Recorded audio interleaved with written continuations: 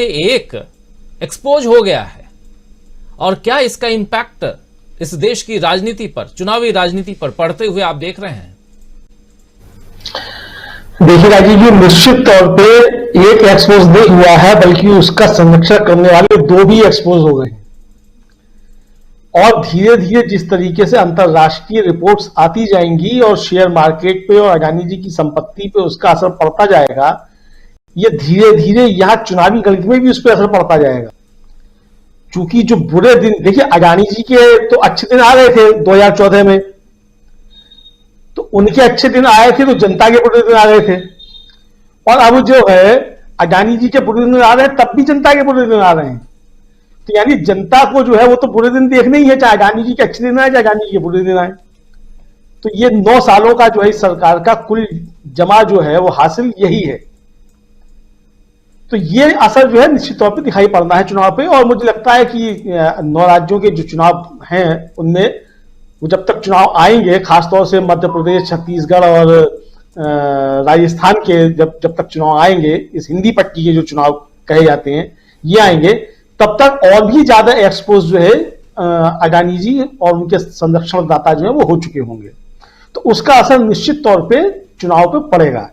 और मैं समझता हूं कि ये अंतरराष्ट्रीय रिपोर्ट तो खैर आई है, तो इन अंतरराष्ट्रीय रिपोर्ट से पहले राहुल गांधी जिस तरीके से बातें करते रहे, तो राहुल गांधी की बातों पर अंतरराष्ट्रीय रिपोर्ट्स ने मोहर लगाने का एक तरीके से काम किया है कि राहुल गांधी जो बहुत पहले से देख रहे थे, वो राहुल गांधी, इसका मतलब राहुल गांधी को वित्त की भी अच्छी समझ है और राजनीति की भी अच्छी समझ है, दोनों चीजों की अच्छी समझ है, जो कि हमारे प्रधानमंत्री और हमारी जो वित्त मंत्री हैं दोनों को उसकी समझ नहीं है। बकौल भारतीय जनता पार्टी के नेता सुब्रमण्यम स्वामी, जो बार बार कहते हैं कि प्रधानमंत्री और हमारी वित्त मंत्री को अर्थव्यवस्था की, अर्थशास्त्र की समझ नहीं है। तो राहुल गांधी को तो इसका मतलब समझ है, जिन्होंने बहुत पहले भाप लिया था कि क्या होने जा रहा है, और अभी अंतरराष्ट्रीय रिपोर्ट्स आने के बाद वो सब चीजें सामने आ रही हैं कुल मिलाकर के। ये है। जहां तक इस बजट का सवाल है राजीव जी, तो ये देखिए, जिन्होंने कहा था कि उनके खून में व्यापार है, अब आप उसको दूसरी तरीके से समझ सकते हैं कि जिनके मुंह में खून लग चुका है उन व्यापारियों का बजट है। और इसमें बड़े करीने से, बड़े सलीके से कॉर्पोरेट को और जो उच्च मध्यम वर्ग है उसको फायदा पहुंचाने की कोशिश की गई है, और जो निम्न मध्यम वर्ग और मध्यम वर्ग है उसकी गर्दन पर छुरी चलाने का काम किया गया है। जिस आयकर की सीमा 5 लाख से 7 लाख करने की बात की जा रही है, उसका गणित अगर आप समझेंगे तो आप समझेंगे कि ये वास्तव में जबरदस्त तरीके से नुकसान हुआ है मध्यम वर्ग को। क्योंकि जो 5 लाख तक की सीमा में आता है या 7 लाख तक की सीमा में आता है, वो कौन आता है? वो है नौकरी पेशावर, जिसकी जो है तनख्वाह में से ही जो है मालूम पड़ता है कि वो टीडीएस कट गया, और जिसका एक एक पैसे का जो है हिसाब किताब वो सरकार के पास रहता है, उसको वो टैक्स देना ही देना होता है। अब वो जो आपने 5 लाख से 7 लाख की, तो आपने उसमें जैसा सुनील शुक्ला जी बता रहे थे कि जो आप धारा 80C के अंतर्गत जो आप या उसके अंतर्गत जो आप छूट देते थे सोशल सिक्योरिटी के लिए, जो छूट होती थी, आपने उसमें खत्म कर दी। उसके 2 नुकसान होंगे। उसका एक नुकसान ये होगा कि आपको एक तो बचत पे छूट नहीं मिलेगी, दूसरा नुकसान ये होगा आप फिर बचत करेंगे नहीं। जब आपको छूट नहीं मिल रही है तो आप भाई कुछ बचाने के लिए इनकम टैक्स में छूट मिल जाए, उसके लिए आप बचत करते। उसका जाके आपको बुढ़ापे में एक फायदा मिलता था कि जब आपका रिटायरमेंट होता था तब आपके पास एक छोटी सी रकम जो थी वो होती थी, और आपको अपने बच्चों की तरफ जो है देखने की आवश्यकता नहीं पड़ती थी। अब चूंकि वो आप बचत नहीं करेंगे, तो जब आपका बुढ़ापा आएगा तब आपके हाथ जो ठन ठन गोपाल होंगे। तो ये इसका जो है फायदा कुल मिलाकर के जो निम्न मध्यम वर्ग है और जो अल्प वेतन भोगी है, उसको इसका ये जाकर के नुकसान कुल मिलाकर के होगा। बाकी देखिए, जो अग्निवीर योजना लाई गई थी उसको पूरे तरीके से रोजगार पर लागू कर दिया गया है। वित्त मंत्री जी ने बहुत जोर शोर के साथ घोषणा की है कि जो स्किल डेवलपमेंट प्रोग्राम है उसमें स्टाइपेंड के जरिए जो है वो रोजगार दिया जाएगा, यानी तनख्वाह भी नहीं दी जाएगी। अग्निवीर को चलिए 4 साल तनख्वाह तो मिलेगी, यहां तनख्वाह भी नहीं होगी, स्टाइपेंड होगा। स्टाइपेंड आप समझते हैं, 500 रुपया महीना आपको स्टाइपेंड मिलेगा, और आपको जो है कौशल विकास के जरिए आपको प्रशिक्षित किया जाएगा। वो प्रशिक्षण कहां काम में आएगा, रोजगार कहां मिलेगा, उसकी कोई गारंटी नहीं है। तो ये जिस तरीके से राहुल गांधी यात्रा का असर ये है कि ये सरकार एक तरीके से दबाव में आई है कि इसको थोड़ा सा जनोन्मुखी जो है बजट दिखाने की कोशिश करनी पड़ी है। वरना ये अब तक 8 साल से जिस तरीके से खुलेआम उस तरह चलाते रहे हैं निम्न मध्यम वर्ग के ऊपर और गरीबों के ऊपर, उसमें खुले रूप से चलाते, तो अब ये खुले रूप से जो है वो चलाने की बजाय जो है वो उस पर थोड़ी सी कहा जाए कि आहिस्ता आहिस्ता जो है वो अब चलाने की कोशिश कर रहे हैं। और मीनू जी की बात 100% सत्य है कि जैसे ही ये दिसंबर निकलेगा उसके बाद जो है वो नए तरीके से रास्ते जो खोल दिए जाएंगे कि जनता की गर्दन पे छुरी जो है वो किस तरीके से चलाई जानी है। जी तो शेर है ना, वो बेदर्दी से काटे है सिर और मैं कहूं आहिस्ता आहिस्ता, तो शायद वही है। अगर मैं गलत बोल रहा हूं मीनू जी तो आप सही कर सकती हैं, लेकिन मीनू जी निजीकरण की बात, प्राइवेटाइजेशन की बात, वो भी आहिस्ता आहिस्ता 50 लाख करोड़ रुपए, 50,000 करोड़ रुपए या 50,000 करोड़ रुपए के निजीकरण का प्रस्ताव है, लेकिन वो भी आहिस्ता आहिस्ता है, चुपके चुपके है, कहीं बोल करके कुछ नहीं है। बहुत सारी बातें बजट भाषण में जो है वो छुपा दी गई हैं और ये पिछले हम देख रहे हैं 5-7 सालों से। और हालांकि आज एक अच्छी बात सुनने को मिली जब आसंदी से लोकसभा अध्यक्ष साहब कह रहे थे कि हार्ड कॉपी उपलब्ध है, क्योंकि अब पहले पिछले दिनों हार्ड कॉपी भी बजट के नहीं मिल रही थी।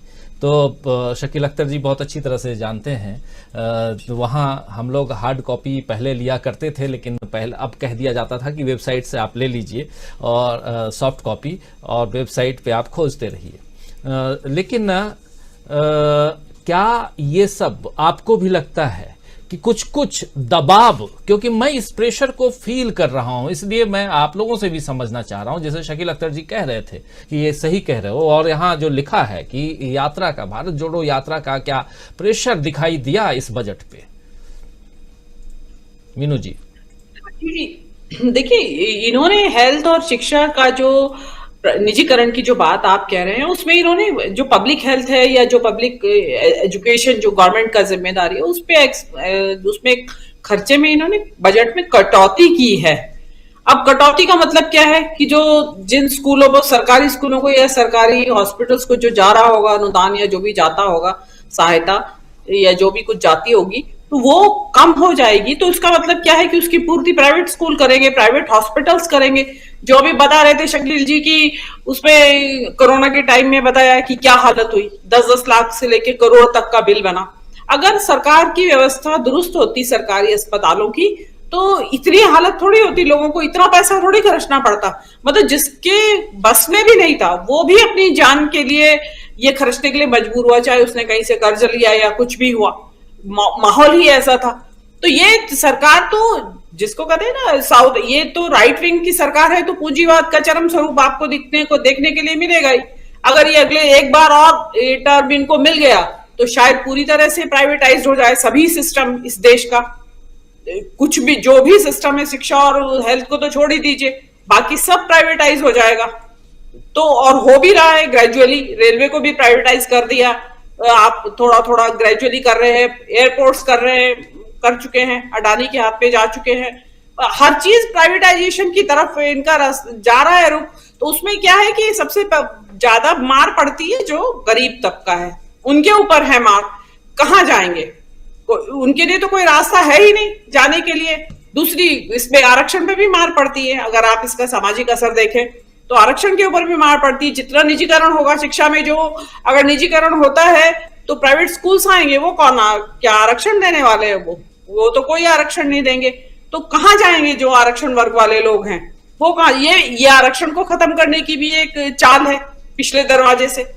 तो पब्लिक तो हर तरह से मरने ही वाली है इस देश इसमें। अब जो भी बात अभी सभी लोग ने बात की, हमें मनरेगा की बात की है, किसानों के बाद जो भी इन्होंने जो अब ये देखिए कि किसी उसमें एक चवन्नी नहीं बढ़ाई है इन्होंने, वही के वही है। अगर आप किसानों के लिए तभी तपस्या में आप कह रहे थे मेरी कुछ कमी रह गई है शायद, तो जब तपस्या में अगर आप पूरी करना चाहते हैं तो किसान निधि में पैसा वही 2000 रुपए का है बजट उनका, किसान निधि में जो ये ट्रांसफर करते हैं। तो कुछ नहीं है, खाली वो जमा नहीं जमा कर, जो कह रहे ना कि लच्छे उतारना बस, तो वो उसमें है। और वो निर्मला जी भी सीख गई हैं, वो इंग्लिश में सीख गई है, उसको सिखा दिया गया है कि जरा इंग्लिश में बोलो इस बात को जो हम हिंदी में बोलते हैं। तो वो उसी तरीके से बोलती है, उनको भी उनको खुश करना है कि वो हम भाई आप ही के कहे पे चल रहे हैं, आप ही के अनुसार चल रहा है बजट। और मोदी जी को देखिए राजनीति के खिलाड़ी हैं वो, ये कोई दो राय नहीं है, लेकिन आर्थिक विषयों की समझ मोदी जी को ना के बराबर है। इसका आप लोगों ने देख ही लिया, सबने देखा, पब्लिक ने देखा, नोटबंदी हुआ, गलत जीएसटी हुआ, लॉकडाउन किस तरीके से हबड़ा तबड़ी में लगा दिया, पूरा शॉक में डाल दिया पूरे नेशन को। उससे न केवल लोगों को परेशानी हुई, आर्थिकी पे भी बहुत बुरा असर पड़ा। तो अब ये सब चीजें चल रही हैं, उनको लगता है कि जो मैं सोच रहा हूं बस वही सही, कि जैसे बादलों के ऊपर रडार का असर नहीं पड़ेगा, बादलों के ऊपर से अगर हवाई जहाज उड़ाएगी तो रडार पकड़ नहीं सकेगा। तो उसी तरह उनकी आर्थिक विषयों पे उनकी नॉलेज है। तो वो ये जो अडानी का फियास्को हुआ ये उसी का नतीजा है, क्योंकि उन्होंने कह दिया कि मैं संभाल लूंगा, तुम कर लो कुछ भी, पैसा चाहिए बस अडानी को भेजो दो, बाकी मैं संभाल लूंगा। अब इकोनॉमी जो है, हर देश की इकोनॉमी अभी इंटरनेशनलाइज हो चुकी है, तो सब चीजें सबको खुले में उपलब्ध है। जो अडानी के उसमें हुआ है, क्या वो यहाँ के पत्रकारों को मालूम नहीं होगा? जो खोजी पत्रकार रहते हैं सबको मालूम था, लेकिन किसी की हिम्मत नहीं है। अब देखिए कहाँ जाता है देश, बड़ा आगे का समय बहुत मुश्किल आने वाला है। बिल्कुल वही समझने की हम कोशिश कर रहे हैं। आलोक अग्निहोत्री जी, आपको क्या लगता है आलोक जी कि ये अदानी का इम्पैक्ट, क्या राजनीतिक इम्पैक्ट भी पड़ते हुए हम देखेंगे चुनावी राज्यों में, जो राज्यों में तीन चीजें रही हैं इस बीच में। पहली चीज ये है कि जिसको ये पूरी सरकार जिस रूप में ले जाना चाहती थी उसमें फेलियर हुई, और वहां पे जिस धर्म की राजनीति को इसने उठाया था, और पिछले 4 महीने 3 महीने जिसमें भारत जोड़ो यात्रा का रहा है, करीब 4000 किलोमीटर का, वहां पे ये बहुत एक बड़ा एक्सपोजर हुआ है कि इस देश की जो मुश्तरका तहजीब है, साझी शहादत और साझी विरासत की, राहुल गांधी ने उसको केंद्रीय तत्व मान के ये पूरी यात्रा की है, जिसके अंदर उन्होंने बहुत से आर्थिक पहलू, बहुत से राजनीतिक पहलू, बहुत से दूसरे पहलुओं से इतर होके इस पूरे कॉन्टिनेंट के अंदर जो हमारी एकता सूत्र थे उसको उन्होंने उठाया, और इन एकता के सूत्र के साथ ही उन्होंने इस बात के ऊपर कि इस देश के अंदर